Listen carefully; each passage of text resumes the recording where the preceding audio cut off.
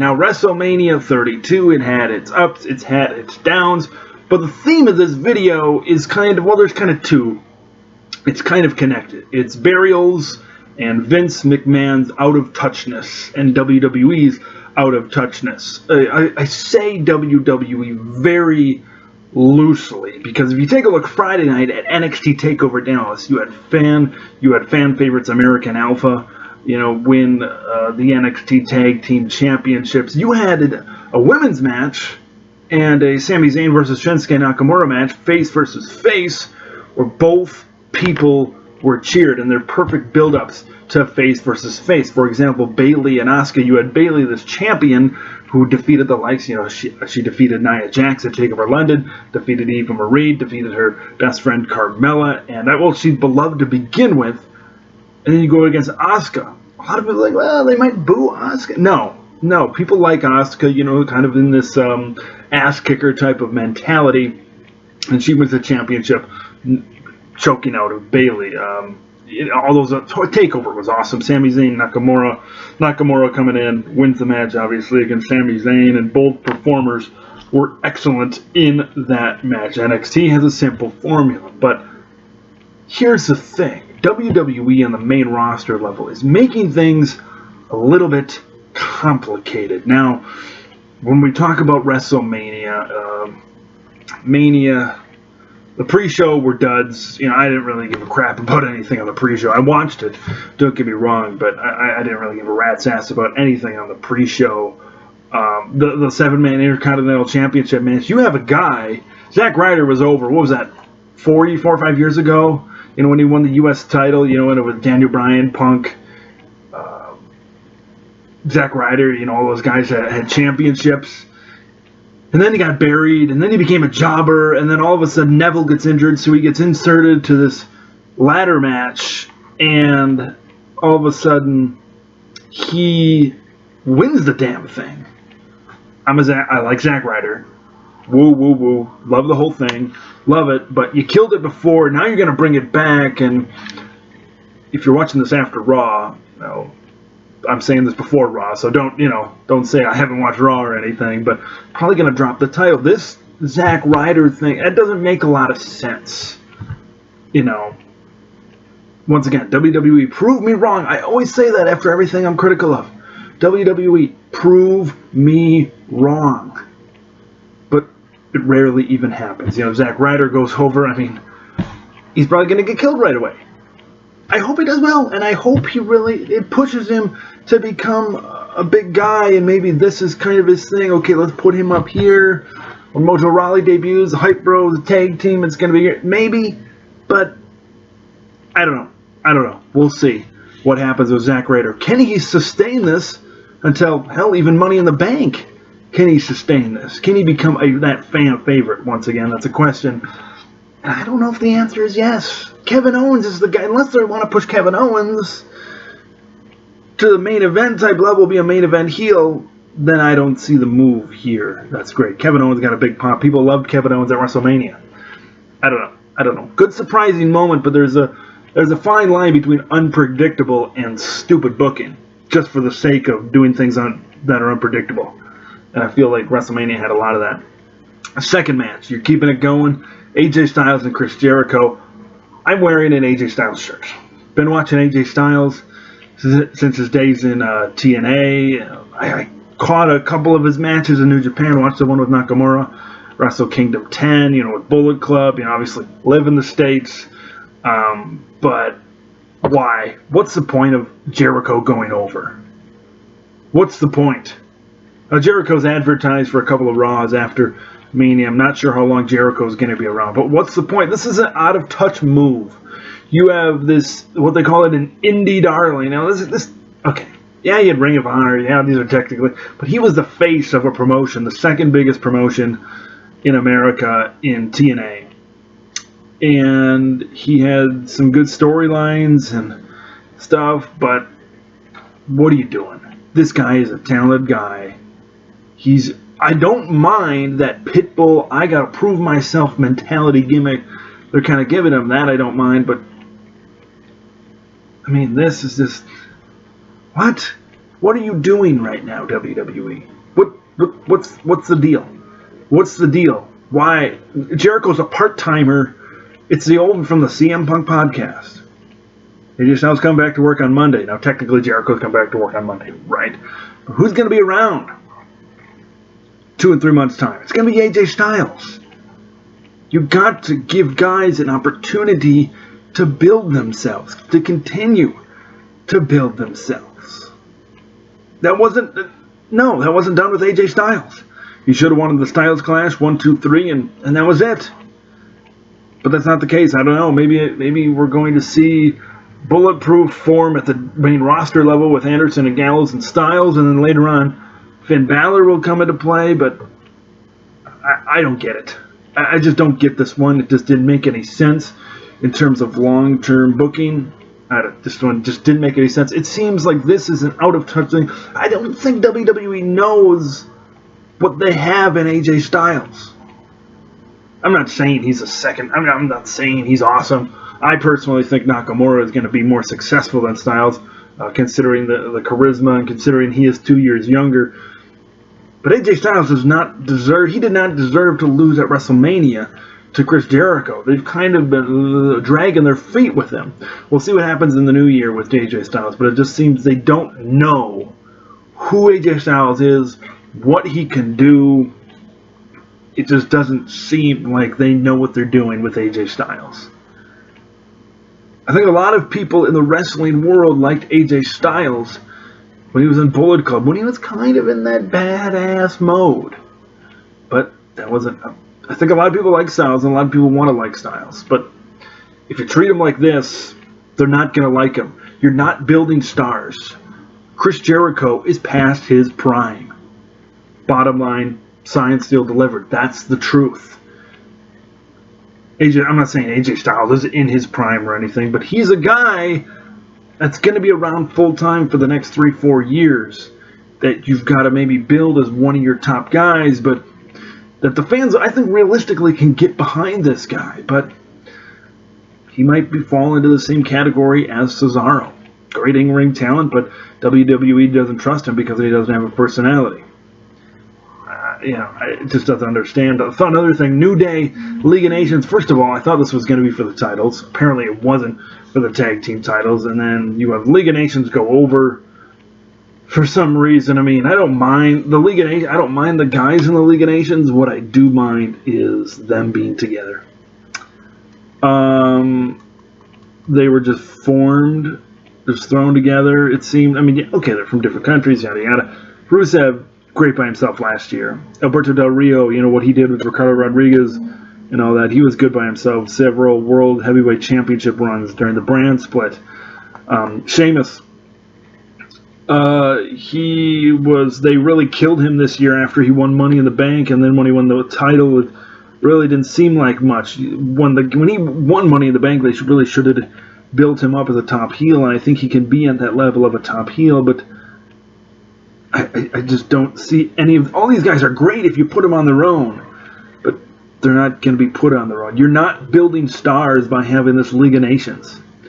These guys, Sheamus, okay, I think Sheamus' thing with the whole Roman feud, because what Sheamus did, he did his job. He got Roman over, he had him cheered on that Raw after TLC, at TLC.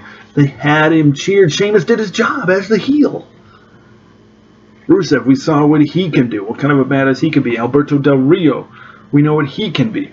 Barrett's probably leaving the company in the summer because of booking. But it just, they win, and then you bring legends out there. Well, first of all, the League of Nations buried the New Day, and then the Austin, Michaels, and Foley come out, and then they buried both of them.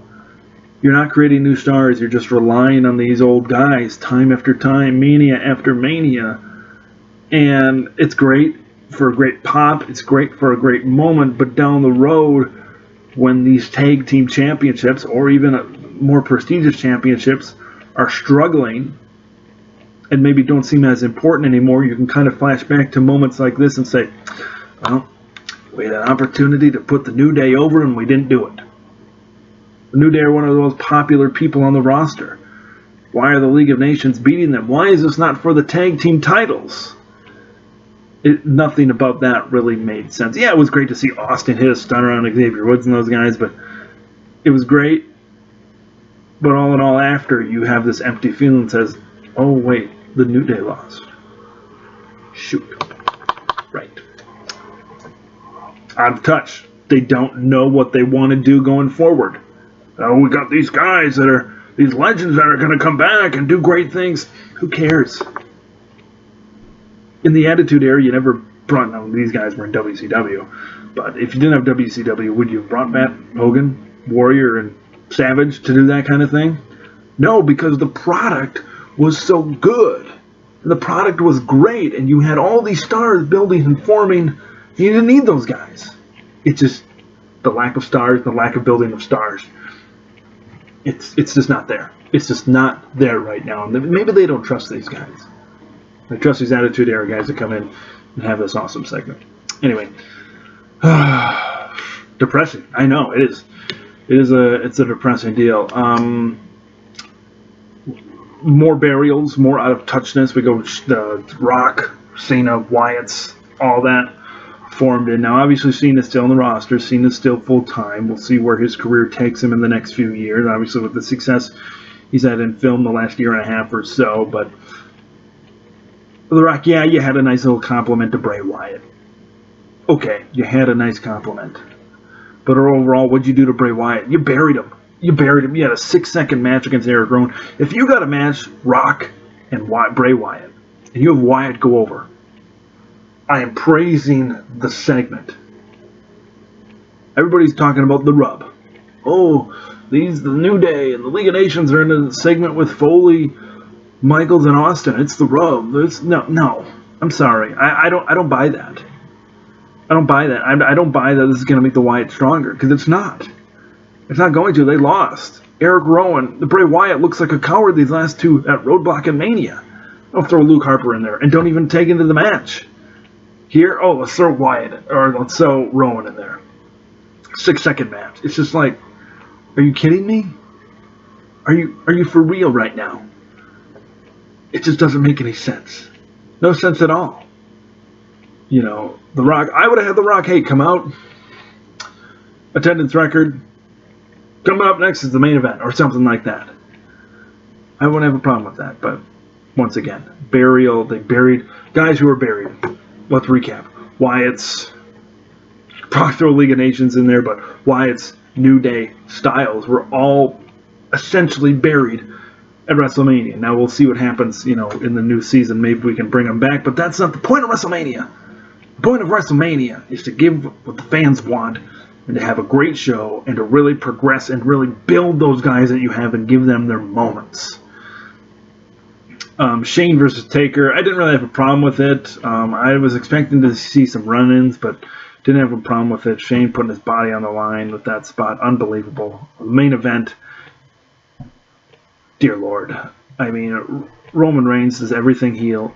You really think spearing a woman is going to make him more beloved by the fans? I don't think so.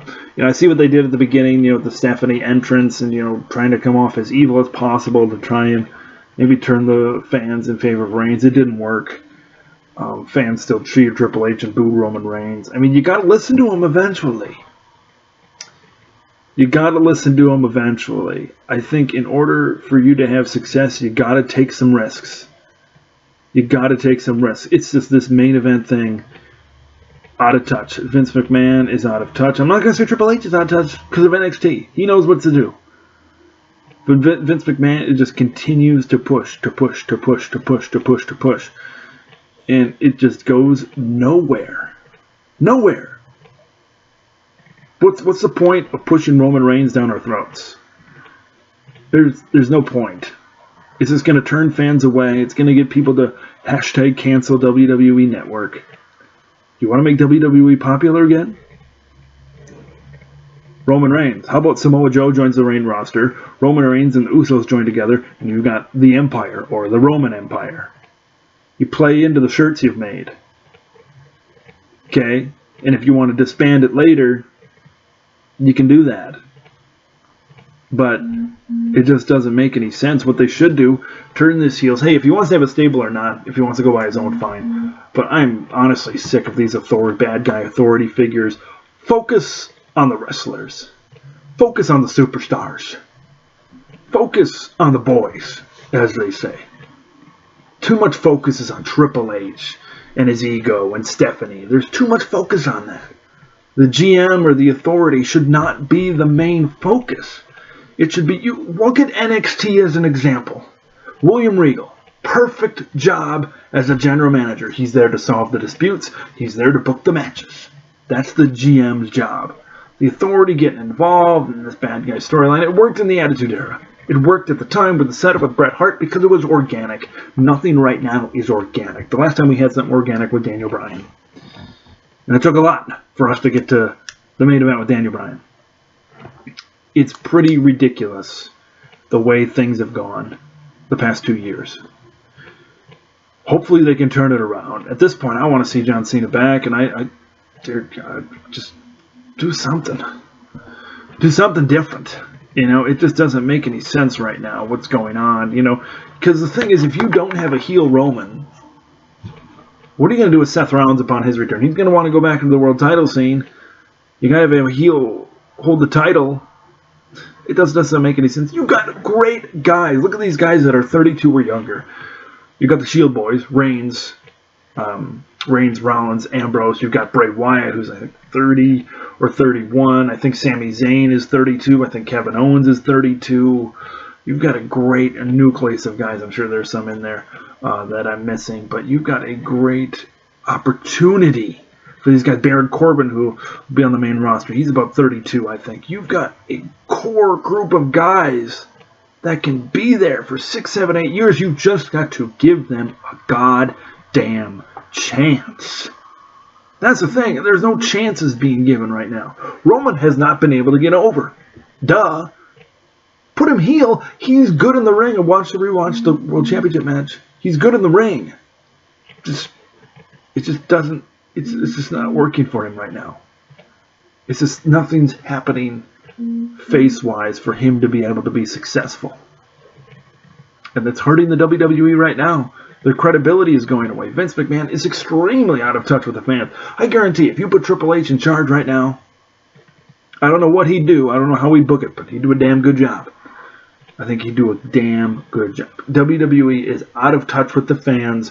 WrestleMania 32 proved it. You had an opportunity to turn Reigns heel. You had an opportunity to debut Carl Anderson and Doc Gallows with the Bullet Club. You had an opportunity to have run-ins in the Shane and Undertaker match. Maybe turn John Cena heel. Really mix things up. Turn Bray Wyatt face. You had an opportunity to do all this. Make it a memorable WrestleMania because the card was a little bit down because of injuries. I get that. But you had an opportunity to make this a great WrestleMania, a memorable WrestleMania, not because of the matches, but because of these other things and that could go on and really drive towards a new era. But you really didn't do anything.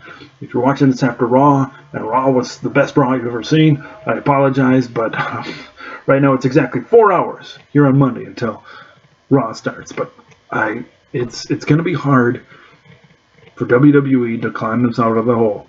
They got to do it. If they want to be successful, they got to do it. Plain and simple. They're out of touch right now. Get in touch. Listen to the fans. It's better that way. It's better that way. I'm Ted. This has been Ted on Wrestling Point.